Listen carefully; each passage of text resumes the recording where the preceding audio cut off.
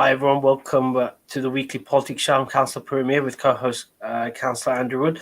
So in this show, we're going to discuss £156 million through quote unquote the petty cash account, the AP1 account by Tower Hamlets Council. So Andrew and I are going to try to do a deep dive into this £156 million that was spent through this system, and then after the break, we're going to talk about the electoral briefing. So there was a meeting yesterday where all parties were invited by council officers and police with briefing on the upcoming exciting election. And then after that segment, we're going to discuss the sort of like proposed plan for tall buildings by Tower Hamlets Council, which is interesting. There was a post by Councillor Andrew Wood on Facebook, which gives a sort of like a visual summary, but we're going to have a discussion about that. And then after that, we're going to discuss what's happening with our youth services. It's been outsourced. Is anyone checking up if those services are being run properly? So we're going to go straight into a break. After the break, we're going to do a deep dive into the 156 million that was spent through the AP1 quote unquote petty cash account system at Tower Hamlets Council.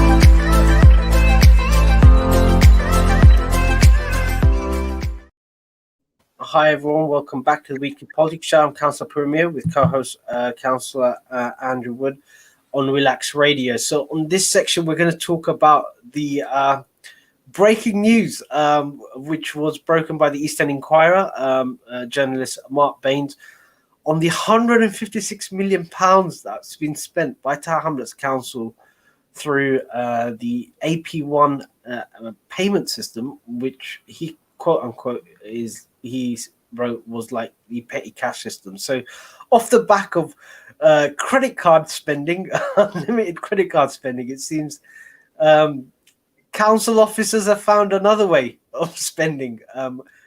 This time it's 156 million, of which I think 112 million was spent on purchasing properties. So Andrew, you've had a look at this quite in detail, and we've had a discussion about it. What's your take on this, especially when we've been on the audit committee and none of us knew about this system?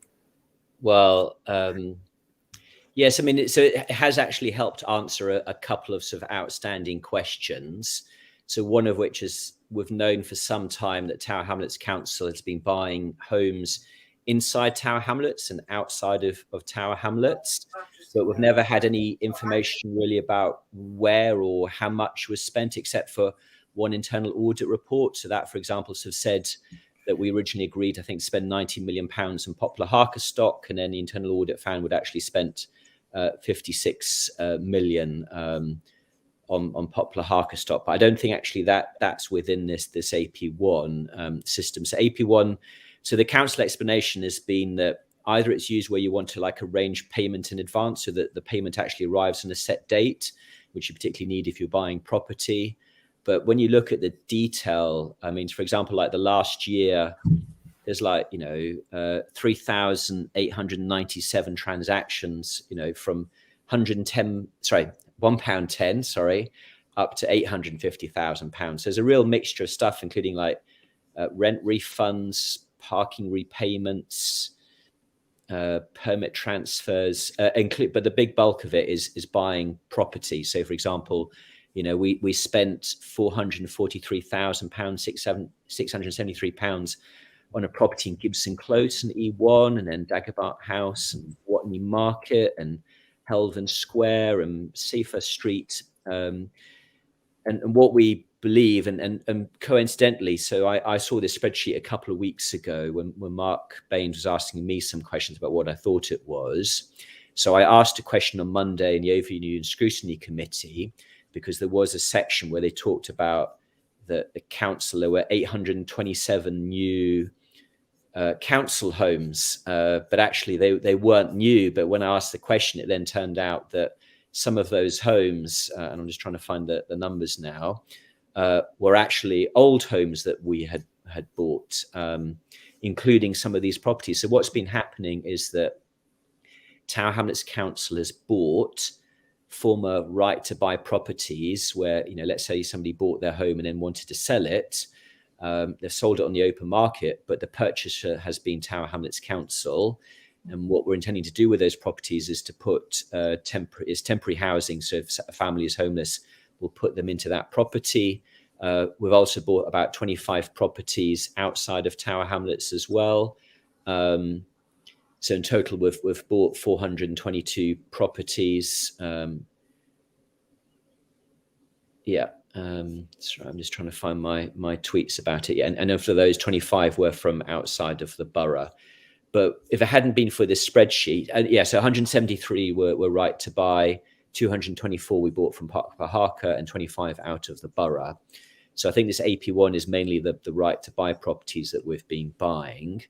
And this has been a mystery for years, because we know this was agreed back in 2017, but what the council bought, where they bought it, how much they spent, who's managing the properties, all of that has kind of pretty much been invisible. And the first detail was this spreadsheet, which Mark, I think, got almost by accident because he asked for something and we realized what was in it. So it has helped answer a number of questions, but there's still lots of missing questions, including one of the things that Mark Baines has found is that when he looked at some of those properties outside of Tower Hamlets, he looked on the land registry who owned them. It wasn't Tower Hamlets, it was somebody else. So did we sell the property on later, or did we do a deal with a managing agent that they would own the property and manage it on our behalf? We just don't know. We're just trying to guess what happened with the money that we spent on these properties outside of Tower Hamlets. And outside, we mainly seem to be talking about Erith in Greenwich, which is actually quite far to the southeast of us. Yeah, it is quite puzzling, quite worrying as well that we had to wait for an FOI request from a journalist to find the answers to questions many of us have been asking for quite a while. Like I've been knocking around in Mile End and I've noticed all these empty properties, and just talking to people, you realize Tower Hamlets Council bought them, but there hasn't been any public pronouncement. I did raise questions about the quality of the properties because it seems like they bought blocks that they were bought in blocks that are due for estate regeneration, let's put it that way. And I did speak to the council office at the time, the director of housing, saying, look, what about the quality? And his answer was, well, they're going to pay us 10% above market rate if it's compulsory purchased, if they are going to do an estate demolition, so it's value for money. But then the issue is who maintains those properties, and do you really want to put families in properties that have got water issues and damp issues? It's just, but there's no scrutiny or accountability. And again, they've been massaged into the 2000 homes, this arbitrary number that's been picked up. And I've still been asking around, where do we get these? How do we figure out we need 2000 homes, and how do we know whether that's value for money as well, etc. And again, speaking to council officers, they told me that when they were first given that target, they just didn't have the capacity to build it. They just scratched their head. Even delivering half that number was a bit of a stretch, so to speak, because we just don't have the capacity. But again, it seems political directives are driving council finance policy. Andrew, what tools do we have as councillors? So people, residents will hear this. They say, look, you need to ask questions, you need to get to the bottom of it. We can't have money spent this way. But what tools do we have? Because looking at the way Tower Hamlets Council is run, I know, speaking to colleagues in Newham, they have a budget scrutiny committee. So they have a a specific committee that just focuses on finance, and they have been successful in rowing back some of, making the finance proposals proposed by the mayor in the budget in Newham much better. They raised issues, they put forward alternatives, and those alternatives have been adopted by the mayor. But we don't seem to have that kind of tool or structure in holding the executive to account in the most important aspect, which is finance, because it's us councillors who sign off on the budget. It's our vote that gives them the mandate to spend the money. But apart from that, there are no tools to hold them to account. Well, so actually, in this particular case, the mandate came 4 years, 1 month, and a couple of days ago on a Friday night. So around 7:31 on a Friday night in November 2017. This email came out saying there had been an executive decision that afternoon where Mayor John Biggs agreed to spend £119 million on affordable homes. And within that would have been the money agreed to then do these purchases that we've now been talking about. And I think a lot of them, a lot of that money was spent in 2018. So it's 3 years ago. The Conservative group at that point in time called it in. It then went to the next overview and scrutiny committee, but the chairs have said, we'll do it at the end of the meeting. So it's like 9 o'clock at night, and the meeting has to end at 9:30. We had about 25 minutes left. And then Councillor Rachel Blake, who was a cabinet member responsible, basically talked for 20 of those 25 minutes.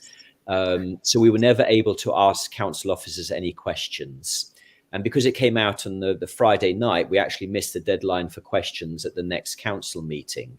So basically for 4 years now, we've kind of known this was allowed, but, other than that one internal audit report and then Monday night and then this AP1, we've never had any detail about what was bought. And actually, and it's not just me, another councillor actually said on Monday night, she knew, like you, that properties had been bought in her ward, and she'd asked the council for a list of the properties the councillor bought in her own ward, and she was also refused that list.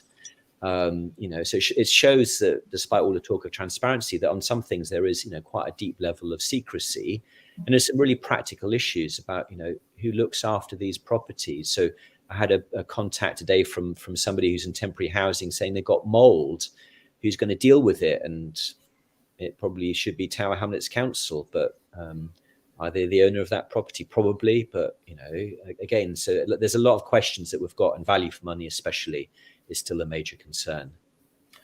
Well, I look forward to response from the mayor, John Biggs, because it seems like he signed off on it.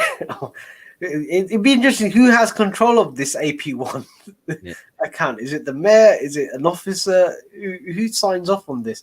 But it'd be interesting to see what the response is. And I know they're saying they're not going to use it, this AP1 secret account, but what are they going to replace it with, and how do we scrutinize it? Will they publish it on a spreadsheet, etc.? It seems like we need to have better reporting system. I know the council publishes expenditure, but again, that's quite difficult to work out, and I think we need a better reporting system, and look forward to seeing what the response is going to be.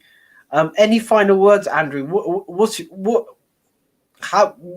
next steps for you? Because you want to ask some questions. Yes, I still got a bunch of outstanding questions, but unless one of the overview and scrutiny committees wants to run with this as an issue, then I don't know how I ask those questions, because we have very limited opportunities as opposition. So I can ask one question in the next council meeting on the 19th of January, but I've got a lot of other questions I kind of want to ask. So, I can do a members' inquiries. That's probably the next step for me. But I have asked questions about this stuff in the past, and I've said, what happened to and it's not just 119, because later on they added more money. So I think the total is 169 million pounds.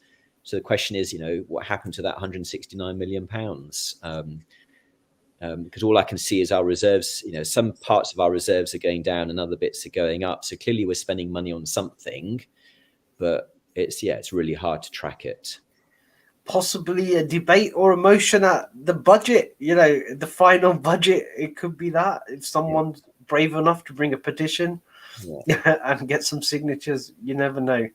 But I think it needs to have a discussion. I look forward to Mayor John Biggs for any response.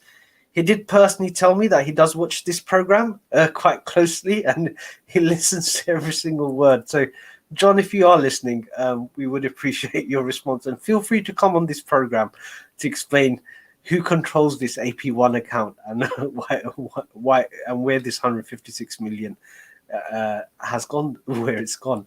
So we're going to go straight into a break. After the break, we're going to discuss the briefing on elections that Andrew's been to yesterday. So we're going to go straight into a break. After the break, we're going to do election briefing.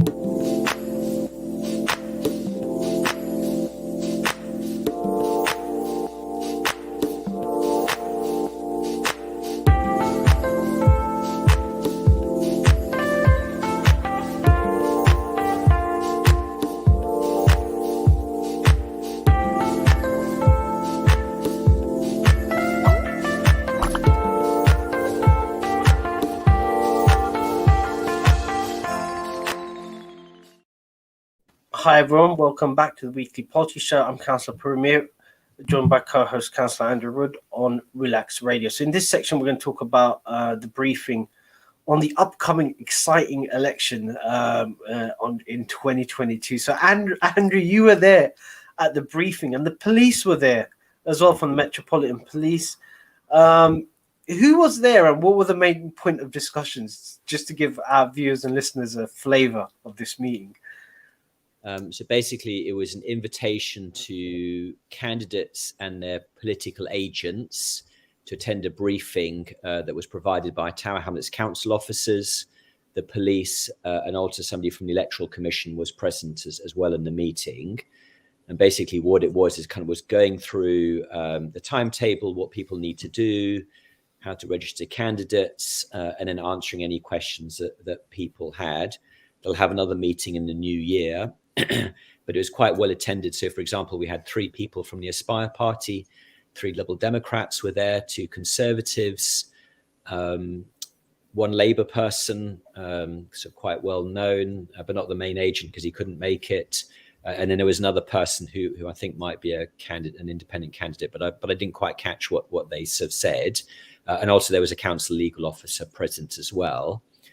So they're kind of just going through, because there's not a lot of time left. So the actual election day is the 5th of May, but the key sort of next date is actually on Monday, the 28th of March is when nominations open, and then they close at 4 p.m. on Tuesday, the 5th of April. So if you want to get elected, if you want to run as a candidate, either at the ward or as a mayor, then by Tuesday, the 5th of April, you need to get your nomination papers in. And what they went through last night was kind of the process that people need to go through, and then answering questions that people have got.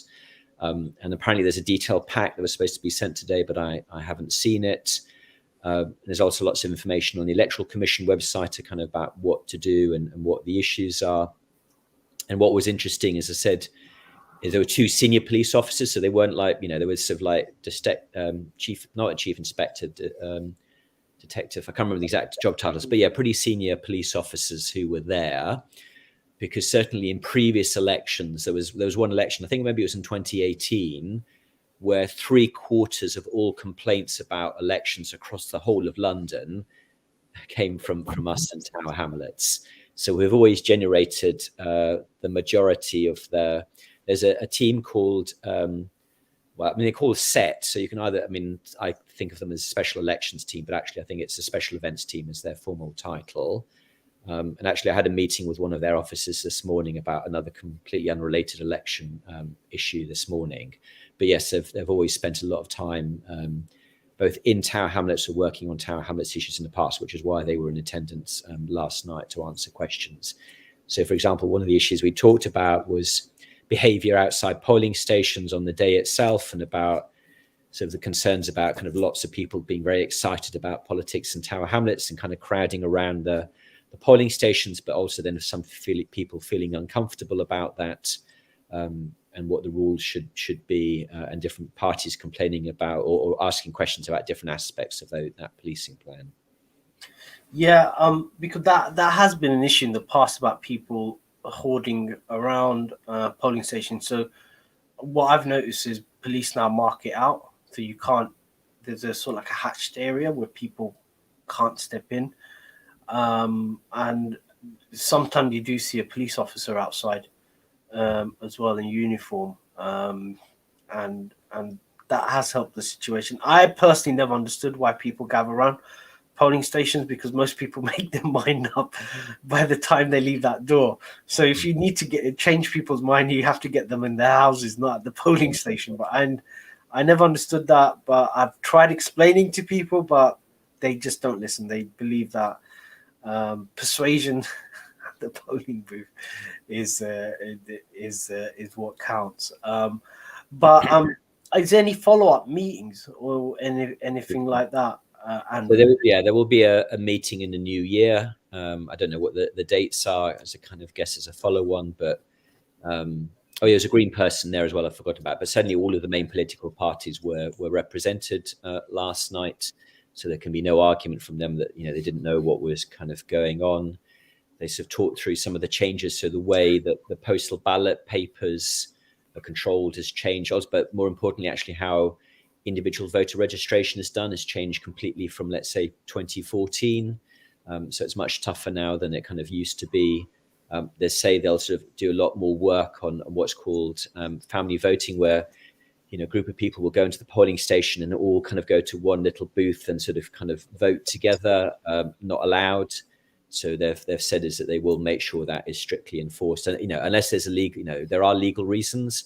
So if you're blind or disabled, then somebody can go in and help you with your ballot paper. With those exceptions, they're not going to allow it. So we're kind of going through the changes from last year, including there'll be some different polling stations as well compared to even this May's election.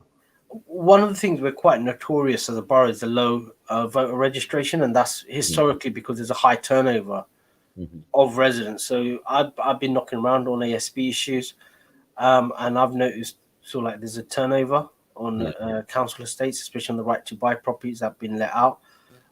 What's the last date for people to register to vote, Andrew? So it's the 14th of April. So it's about roughly kind of just over 2 weeks before the actual election day. So there's still a lot of time, and you can register. You can register on .gov.uk, or just type into an internet search engine register to vote. It's actually quite an easy process. But the council will be, doing their own checks to make sure, especially any last minute votes. And the other thing they've talked about is kind of like proxy votes. Again, that process has become a lot more cumbersome. So if you ask somebody else to do a proxy vote, they'll be checking that person is also eligible to vote. So it does sound like there's a lot more bureaucracy for the council staff than there perhaps would have been, let's say, in 2014. But one of the reasons for that is some of the things that happened here in the past. So, and the other thing we're waiting for is an Act of Parliament that's going through Parliament right now that will change some of the voting systems. But I don't think that will apply in time for this May's elections. Yep, that's been quite a controversial bill, especially in terms of voter ID, and there's been sort of like criticism from both aisles, both sides of the aisles, in terms of putting people off. I know, sort of like speaking to campaigners in America, it is an issue over there. They feel that it targets certain demographics, and one of the push in America, just to give listeners and viewers an understanding, each state has its own electoral laws. So like, if you have a criminal record or something like that, a felony, you're not allowed to vote in certain states. And a felony could be anything. It could be sort of like a moral crime.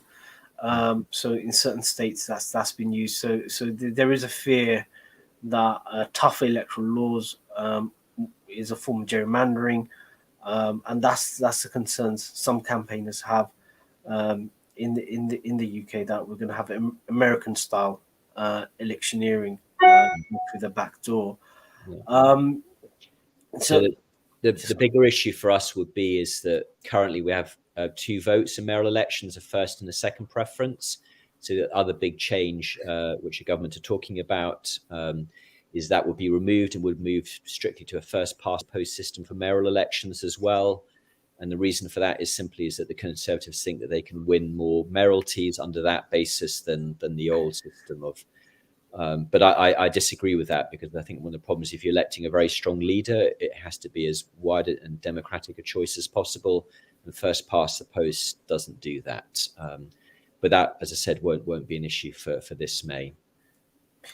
Yeah, so that was a worry. I know it was a worry in Labour circles, and I did write a blog piece about it. That is our livable streets policy premised on the wrong electoral system. What if it's first past the post? And why are we going after voters that wouldn't vote Labour in their first preference? But alas, they're carrying on with the policy, and alas, the electoral system isn't changing. So I guess it hasn't had its impact. Another question, Andrew, just for our viewers and listeners, is in previous elections, residents who were from the European Union, they were allowed to vote on these local elections. And I know there was a push to register quite a few of them to get them active, etc. And in certain parts of a borough, they make up about 20 to 25% of the residents. Yeah. Is that the case in this election with Brexit, etc.? Because has anyone got any clarification on that? So actually, I asked that question 3 days ago of the elections officer. So his answer, because I was asking about this very point, we need to make very clear about who can vote. So what he said is the franchise is local government. So all EU citizens with entries on the register, i.e. registered to vote, will receive polling cards. And we're looking at adding a letter in with the cards as well, the contents to be confirmed with the returning officer. So my understanding from that is that all EU citizens will be able to vote next May. But I think it's be a comms issue that we just need to remind those people that A, they can vote, and B, we want them to vote, and they will get polling cards at least. And they need to register as well. Yeah. That's the other thing, and I think that's not clear. And for some reason, we're not encouraging people to register, and it just seems a bit bizarre. But hey, that's Tower Hamlets. But is that something you'd be pushing for, Andrew? Better comms on this issue, especially a vital election like next year, which has an impact locally. We need to get as many residents affected by the council to participate. That's why I asked the question, because I was sort of asking a couple of points. I was making the point that we need to make very clear who is allowed to vote. They may assume post-Brexit that they cannot vote. We need to remind them they still have a civic role to play and that we want them to participate. So that's one of the issues I will be pushing for next year in terms of comms will be, about EU voters, that we want you to register to vote and we want you to vote in local elections. Also stuff about postal ballot papers, that candidates should not be touching postal ballot papers. So that's the other thing I really want to push some comms out on as well. Cool. So this is going to be an issue that's going to run as things heat up. We still don't know who's going to be running against Labour. Everybody has a good idea, but it hasn't been officially announced. But it's also an opportunity to get ideas across as well. At the moment it's Labour versus ex-Labour, sort of ish. So like two retired boxers exhibition match. Andrew, any ideas? How do we get some policy ideas into this mix of an election? So in terms of candidates, obviously John Biggs, we're expecting Lutfur Rahman to confirm. He hasn't done that yet officially. I suspect Elliot Weaver from the Conservatives, Rabina Khan from Liberal Democrats will be the candidates, and I'll be saying something about that over the next couple of days as well. But one of my concerns about this election, especially with John versus Lutfur, which we've seen before in 2014. It will be an argument about who was the best or the worst mayor in the past, not really about the future and the challenges that we have in Tower Hamlets. So. No, definitely, and look forward to your post. So we're going to go straight into a break. After the break, we're going to have a discussion about supplementary planning document published by Tower Hamlets Council on tall buildings, which is interesting given the recent rejection of an application at 101 Whitechapel, a tall building. It is something we need to discuss. So we're going to go into a deep dive on that after the break.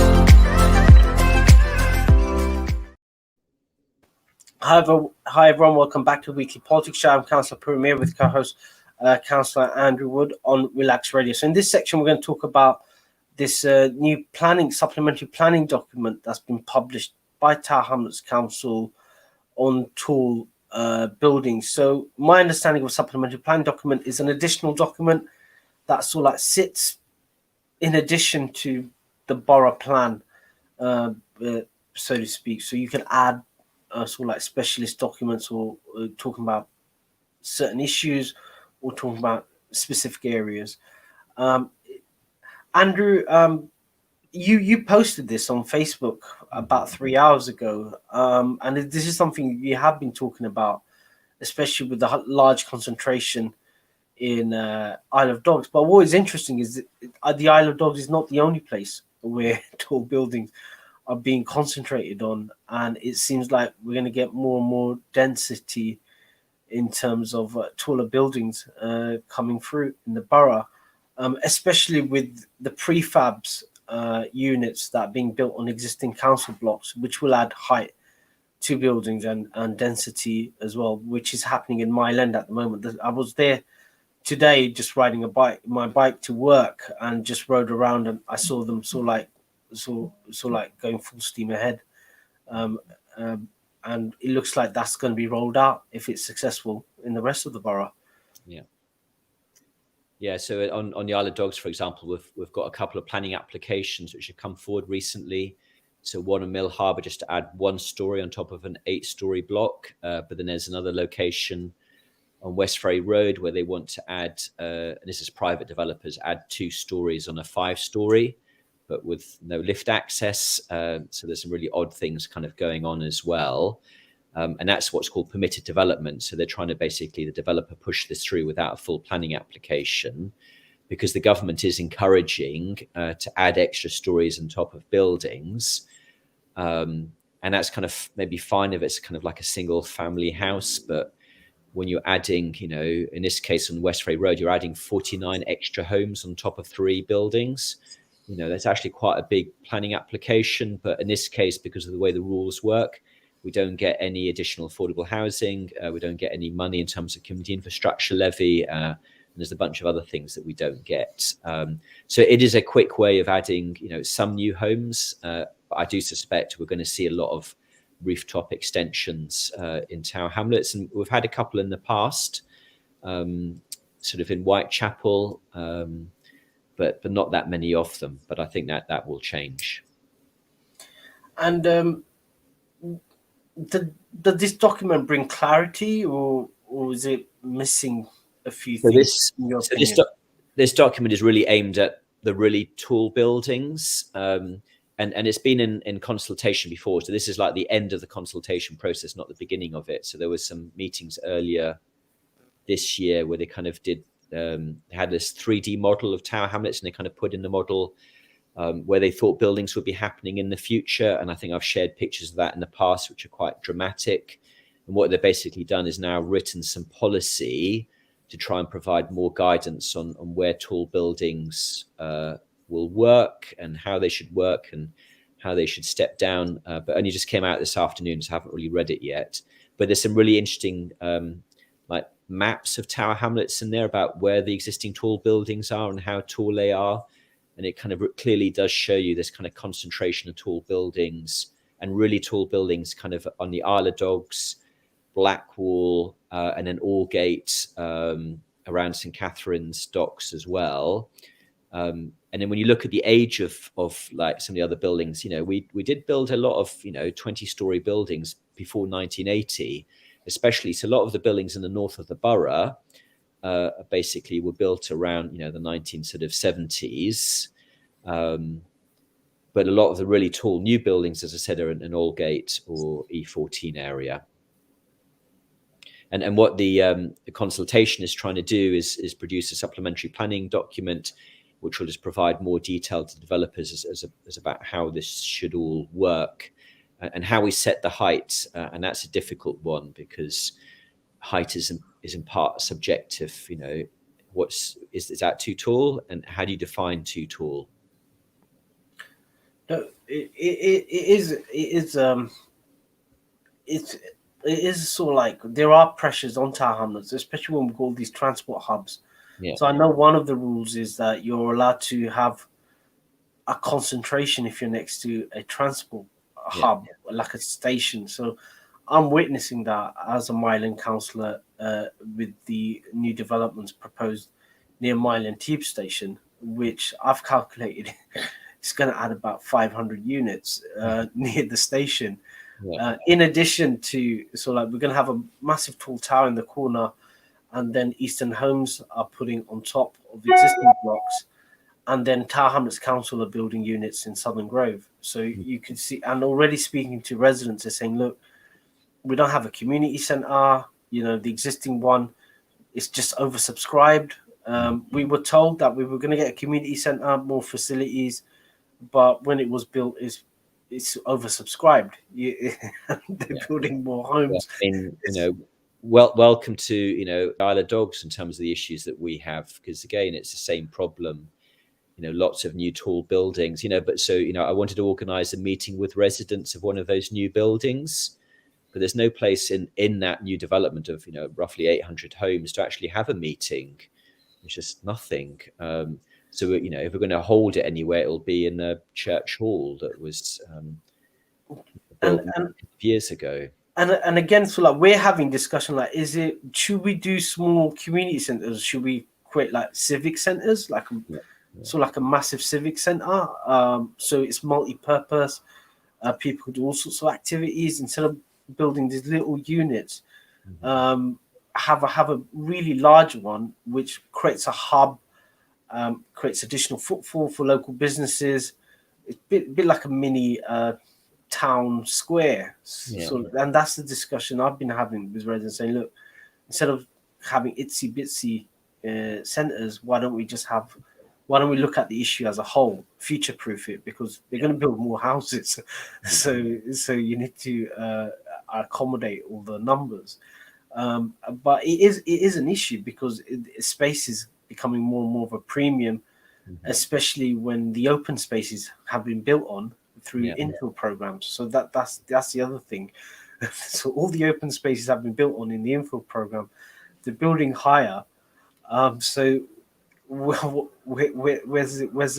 the community infrastructure? What's remaining of it? Where is it? But it just we need to have a rethink. And it just seems that's not in the discussion. Like with tall buildings, there's come all these additional issues. Why are we looking at it piecemeal? Why aren't we looking at it in a holistic fashion? It just seems bizarre. Yeah, because we produce these like documents, and this is the third major planning document. So there was one about recycling and about waste inside of building. That was the first one. And the second one was high density, which I thought was a completely missed opportunity in terms of actually dealing, because I had Councillor Kirsten Perry and I had an hour-long conversation with Notting Hill Genesis this afternoon about some of the problems in Salva Tower that had the sewage flood, and I did an estate walkabout over 3 hours of those buildings on Wednesday. But the issues, the problems that we've got weren't really dealt with in that high density document. And then the third document is this kind of tall building one, which is really about how you set the height and the context.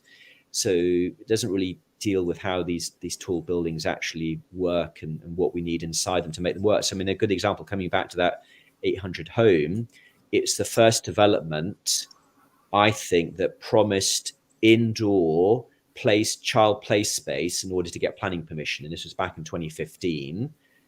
They finished it. So I went to go look at that indoor child play space to see how it's going to work. And it turns out they decided it wasn't practicable. So now the developer is basically renting it out to a Cllr school. And therefore it's not available to the children in development unless they pay for Cllr lessons. Actually, I think, I quite like the Cllr school. I think they've done a good job with what they're doing. So I'm supportive of that. But what it does mean is there's very little actual child play space in that development. And the council haven't built any new playgrounds in that area either. So where do children go to play? There was some marks in the carpet, so I think some of the children ride their bicycles inside. But yeah, because there's nowhere else for them to go. We've got similar issues. I think a lot of these ideas look good on paper, but no one thinks of the practicality. So Angela Court on Mile End, where the old Labour Exchange used to be, it was a building bought by the Canary Wharf Group, then sort of like handed over to Tower Hamlets Council to manage all social housing. And again, there's sort of like indoor playing area, but they haven't thought about how they're going to manage it. That's all it is. And got residents arguing with Tower Hamlets Homes. Tower Hamlets Homes are restricted because what's been agreed by the planning. Yeah. And everyone's just scratching their head as to, you've got this space, but how do you manage it? So with indoor, there comes all these other issues that no one's ever thought about. So again, the same issue with it. Again, the same building. There's this really lovely outdoor space with green grass on top of one of the towers. I think it's like 12th floor. But the housing association have just shut off access to it because they say it's a magnet for antisocial behaviour. But it's just easier for them just to lock it off. But you've actually got this fantastic space up on the 13th floor.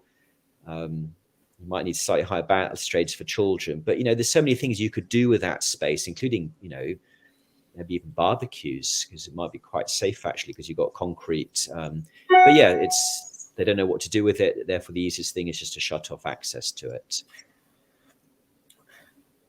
What this document's out for consultation. When is it going to be adopted, and how are these supplementary planning documents adopted? Do they come to full council, or is it a cabinet decision, or is it just a letter from the mayor? It's a cabinet decision. The consultation is going until the 25th of February because of Christmas. They've extended it. So I'm sure some of us will do some responses as we did to the earlier phase once we've read it. But unless planners agree with us, we're not going to really see any kind of changes, because we did make a big effort for the high density one to ask them to add some additional detail in, and they were very resistant because it's kind of stuff they didn't really want to deal with, because it's kind of, they weren't comfortable with it. But yeah, I mean, it's worth a read. There's some interesting pictures in it, even though I think the most interesting pictures, as far as I can see, haven't been included from the earlier rounds of consultation, which are these 3D images that I've shared before.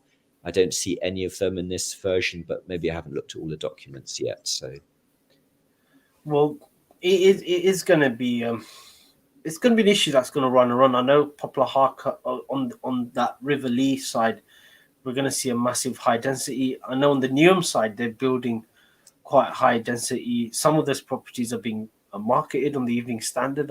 You ride your bike past it and then you see it. And again, it's going to have its own issues. And I know, and have we thought about cross-borough cooperation or looking at it because it doesn't seem that's happened, and it causes its own problems. It's sort of like there's issues in Shoreditch where you need cross-borough cooperation with say, for example, the closure of the Cargo nightclub, the noise emanating. The residents had to go to Hackney Council to get it shut down, but it was affecting Tower Hamlets residents. we're not cooperating with Newham or anything like that. It just seems like everybody's doing their own thing. So there is a policy document. There is actually a document for a number of years ago between Mayor John Biggs and the then, I can't remember which mayor it was, whether it was Roxana Fiaz or before her, but it's delivery and implement. So there was a council officer who was working both with Newham and with us, but she left, and I don't think she was replaced. And there is evidence from the bridges that were supposed to be built that cooperation, on terms of a day-to-day level, isn't working very well. And the other issue as well is not just Newham that's building; it's also Transport for London has got some big sites on Newham's side as well. So potentially, we will have some major developments along both sides of the River Lee and on both Newham and the Tower Hamlets Council side. And there needs to be a lot more integration, not just about bridges and transport access, but things like schools, because I could imagine for some children, it's going to be a lot easier to go to school in Newham than it is to go to a school in Tower Hamlets, for example. Well, let's see what happens after the election, whether there's going to be cooperation, because these developments are going to go ahead. So there needs to be some kind of cooperation. And speaking to residents on the Aberfeldy, they need access to that into Newham. They're just completely cut off, so to speak, in terms of transport. We're going to go straight into a break. After the break, we're going to talk about the youth services. So the youth services have been outsourced, but who's watching over the contractors, so to speak? The old question: who watches over the guardians, so to speak? So we're going to go straight into a break. After the break, we're going to look at the youth services. They've been outsourced. Who's actually overseeing these contracts, whether they're being fulfilled or not?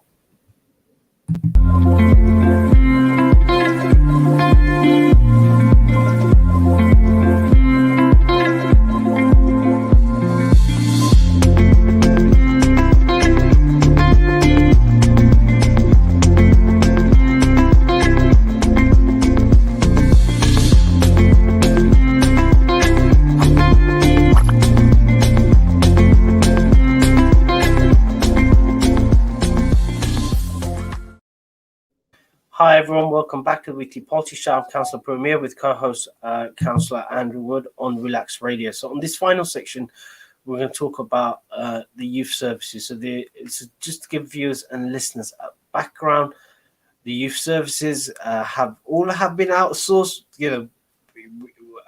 without any consultation with councillors. We knew about it after the fact, so to speak. And now it seems like no one's looking after, no one's actually making sure whether those contract people who took the contractors are actually providing the service they're being paid for. That's what it seems like, Andrew, with your sort of like spot checks at St Andrew's Wharf Youth Club, which has been in the news quite recently in the BBC, and interesting petition at the council chamber. So St Andrew's Wharf is actually quite close to where I live. So somebody sort of raised some issues with me about the running of that youth centre. And then I was talking to some residents who live nearby. So I was asking them about it. And they sort of said, oh, it's always closed. And that one of I think their grandchild had tried to go and couldn't go. So it's physically open 3 times a week. So 3 times last week, 3 times this week.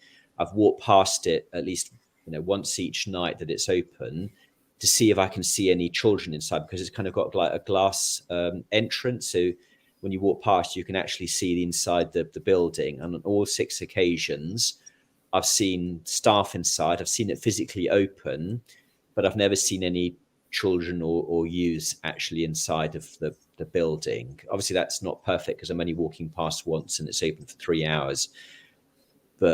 But I think it is interesting nonetheless that it does appear to, from my perspective, to be completely empty. And the other thing I've discovered tonight is the hours that it's open on the website of the organisation that now runs it is different from the hours on the council website for some nights. And also it's meant to be open 4 nights a week.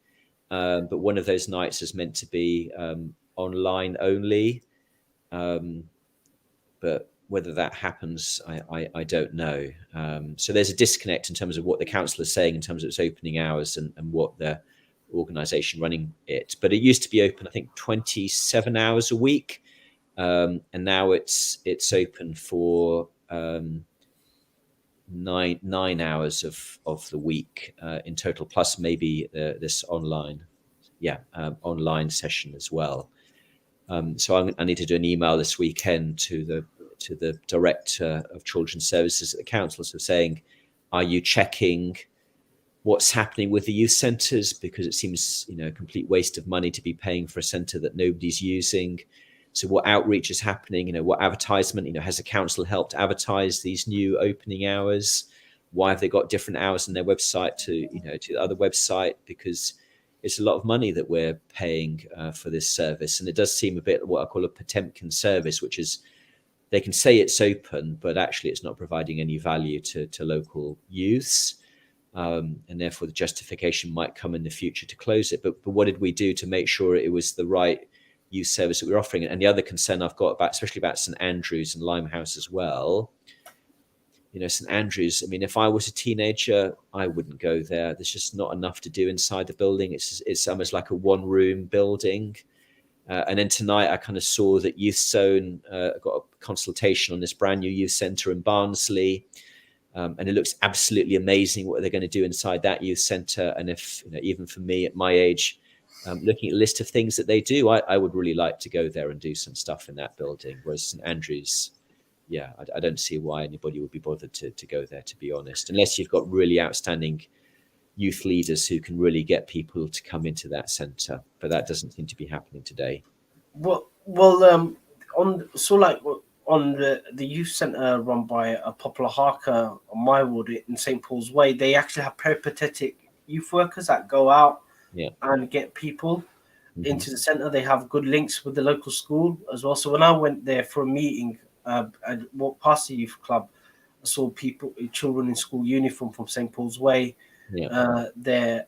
So you need to have some kind of active outreach to get people in. But the other suspicion, especially with Limehouse, because obviously some of the residents from Island go then also working closely with Councillor James King as well, there's a suspicion that these youth centres are deliberately being run down to build houses. So obviously either Tower Hamlets Council builds houses on them, or they basically sell it to someone else. And there was a strong suspicion, especially with Limehouse, that it's deliberately being run down to be sold off. And I know Councillor James King has been quite active in trying to get that building active and trying to get a community consortium in there, but facing resistance from the community asset team at Tower Hamlets Council, who were just puzzled as to why can't we just leave this building empty? Why do people want to use it? Is that your suspicion as well with say Andrews Wharf, that they're putting it down to sell it off?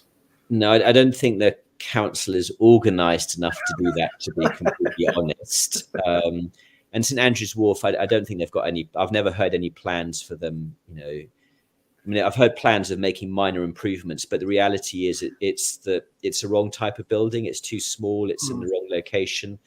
To be fair, it is next to a skateboard park, but the skateboard park is used, as is the basketball court. It's just the youth centre itself isn't being used. I know a few years ago, maybe 2017, there was, I think the asset management team were looking at selling Limehouse or Limehouse Causeway. And I think when Mayor John Biggs heard about it, he put a stop to that. But certainly at one point that they were exploring that as an option. Because, that especially is a valuable site given its closeness to Canary Wharf. But, we do own lots of land. So in terms of theory, there is a contract between Tower Hamlets Council and these providers. So in theory, the individuals or the commissioners who handed out those contracts would be the people who would be regulating those contracts. So any complaints, etc., would go to the commissioners or the people who commission those contracts, and they would look into it. I know when we outsourced the Viola contract, the council actually hired when the rubbish was with Viola, the refuge collection, the council actually hired extra officers just to go through that contract and implement that contract, make sure that Viola stuck with that contract, and get things done as per the contract. Is that happening with the youth services or not? So the only sort of public announcement about any of this stuff was actually July 2020. There was a cabinet paper that went to cabinet about the restructuring of the youth service. So some of this stuff we kind of knew, but I wasn't expecting the kind of, the quite big reduction in hours at some of these youth centres. But within that, from memory, there definitely was a management team staying within Tower Hamlets Council who'd be responsible both for those contracts, but also we also have some kind of non-centre based youth workers as well, who kind of do, in theory, outreach work as well. And there are various other things that we do. So there is a management team responsible for the youth centres at Tower Hamlets Council. And I need to ask them, having walked past these 6 times and not seen any children, what are they doing to check the performance of the contract? But also, what are they doing to help, the organisation running it to get kids in as well? Because, they have a role to play in terms of advertisement in their own comms team to advertise this stuff. And that's something I will be doing as well. Because the worst possible thing would be it remains empty and then it just gets closed down. The justification is, well, nobody ever came there anyway. So. Well, it just there is a strong suspicion about that as well. That was the argument from the Unison rep, who, when the initial proposal went to cabinet, and I was there, he did make the argument that the council sort of like tied the hands of the in-house service, so to speak, restricting their hours, etc. So they couldn't actually make these youth centres work, get the numbers in, which justified them being outsourced, which Unison as a union were opposing. But it seems like this youth service saga isn't going away. It's sort of like a permanent issue in terms of Tower Hamlets politics. It was an issue under the previous mayor, who was accused of using the youth service for electoral politics. Then the Labour administration came in. They said that the youth service wasn't run properly. They found certain issues. None of the management team were brought to task. As far as I know, one of the individuals actually got a senior position in another London borough, which, talking to the actual youth workers on the ground, they feel aggrieved because they feel that they are scapegoated for something that they weren't even responsible for. And then, we had all these reforms, individuals brought in, we're going to reform the youth service, we're going to make it work.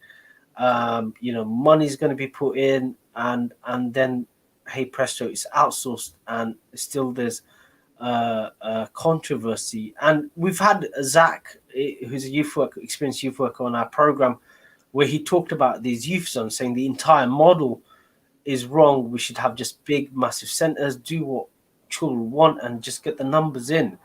And it just seems like the youth service is not run for the benefit of, it's for the youths. It's just seen as a political, as you said, a Potemkin village view. Oh, look what we're doing something, so to speak, rather than actually dealing with the issue.